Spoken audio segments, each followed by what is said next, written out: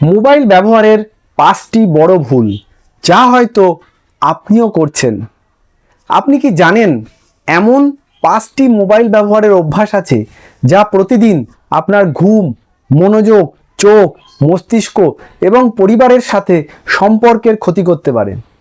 সবচেয়ে আশ্চর্যের বিষয় হলো এই ভুলগুলো আমরা প্রায় সবাই করি, কিন্তু বুঝতেই পারি না। আজ আমি আপনাকে সেই 5টি বড় ভুল সম্পর্কে বলবো। ভিডিওটি শেষ পর্যন্ত দেখবেন, কারণ শেষের ভুলটি সবচেয়ে বিপজ্জনক।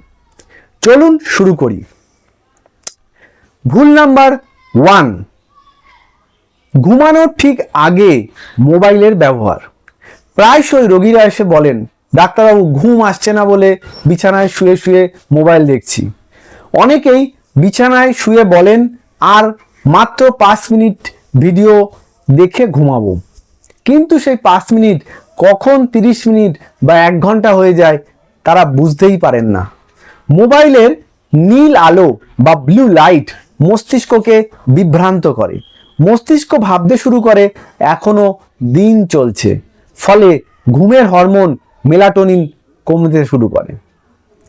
পরদিন সকালে ঘুম ভাঙলেও শরীর কিন্তু সতেজ লাগে না।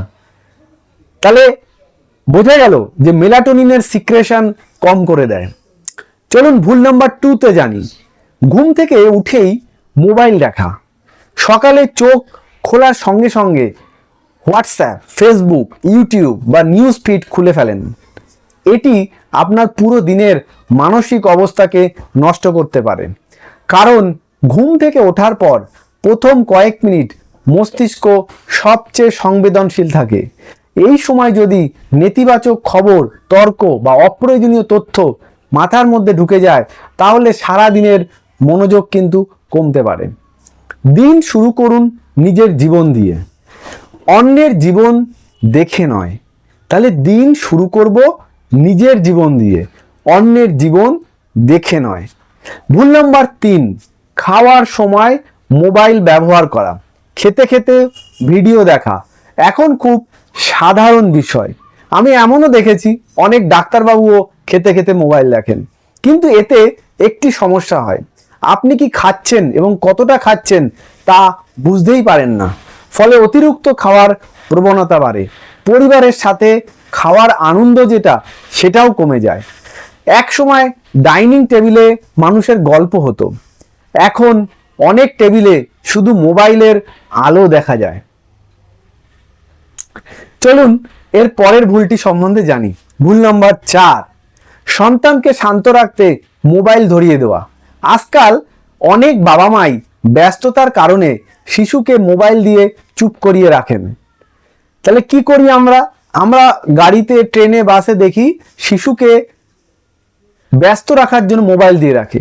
স্বল্প সময়ের জন্য এটি সহজ সমাধান মনে হতে পারে, কিন্তু দীর্ঘদিন এভাবে চললে শিশুর মনোযোগ, ভাষা শেখা, সামাজিক যোগাযোগ এবং সৃজনশীলতার উপর প্রভাব পড়তে পারে। শিশুর সবচেয়ে বড় প্রয়োজন মোবাইল নয়, বাবা মায়ের সময়। চলুন এরপরে আমরা জানি ভুল নাম্বার 5, প্রতিটি ফাঁকা সময় মোবাইল দিয়ে পূরণ করা। বসে আছেন, অনেকেই দেখি ফাঁকা বসে থাকলেই কি করছি? মোবাইল দেখছি। লাইনে দাঁড়িয়ে আছেন, তখন কি করছি? মোবাইল দেখছি। তাহলে এই যে আমাদের জীবনের যে ফাঁকা সময়, সেগুলো কিন্তু আমরা মোবাইল দিয়ে ভরাট করছি। কেউ মনে করুন কারোর জন্য আপনি অপেক্ষা করছেন, কেউ আসতে দেরি করছে, আপনি কিন্তু মোবাইল টিপছেন। 1 মিনিটও একা থাকতে পারছেন না। এটাই আজকের সবচেয়ে বড় সমস্যা। আমাদের মস্তিষ্ককে বিশ্রাম দেওয়ার সুযোগই কিন্তু আমরা দিচ্ছি না, ফলে চিন্তার যে গভীরতা সেটা কিন্তু কমে যায়। সৃজনশীল চিন্তা, যেটার থেকে বিভিন্ন ক্রিয়েটিভিটি তৈরি হয়, সেই সৃজনশীলতা কিন্তু কমতে শুরু করে, মনের শান্তি কমে যায়। এখন একটি ছোট্ট পরীক্ষা করুন। আগামীকাল 30 মিনিট কোনো মোবাইল ছাড়া কাটিয়ে দেখুন যে আপনার কেমন অনুভূতি হয়। হয়তো প্রথমে একটু অস্বস্তি হবে, কিন্তু তারপর আপনি বুঝবেন কতটা স্বাধীনতা আপনি অনুভব করছেন। আজকের তাহলে অ্যাকশন স্টেপ আপনার কি হবে? আজ রাত থেকে একটি নিয়ম করুন। চলুন ঘুমানোর অন্তত 30 মিনিট আগে আমরা মোবাইল বন্ধ করব। কি করব?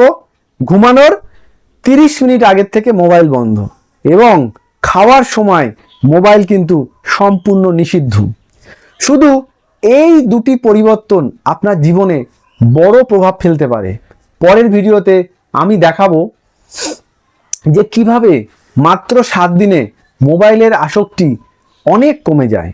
বৈজ্ঞানিকভাবে এবং বাস্তবভাবে জীবন অনুসরণ করার মতন সহজ পদ্ধতিতে আপনি এটা করতে পারবেন। ভিডিওটি ভালো লাগলে অবশ্যই কমেন্টে লিখুন, আমি আজ থেকে পরিবর্তন শুরু করব।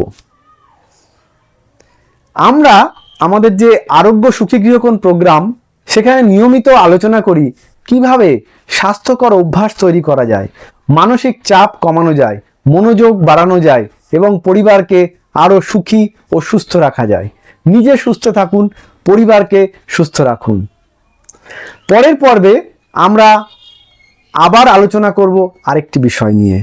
আর যদি আপনারা আমাদের এই সুখী গৃহকোণ প্রোগ্রামে জয়েন করতে চান বা যোগ দিতে চান, তবে অবশ্যই কমেন্ট বক্সে লিখবেন। ধন্যবাদ।